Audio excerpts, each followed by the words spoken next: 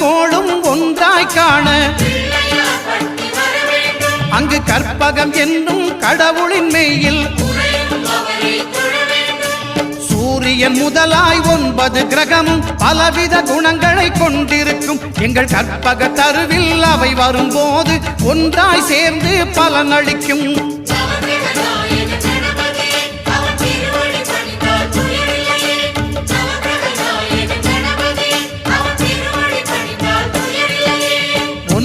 கோளும் ஒன்றாய் காண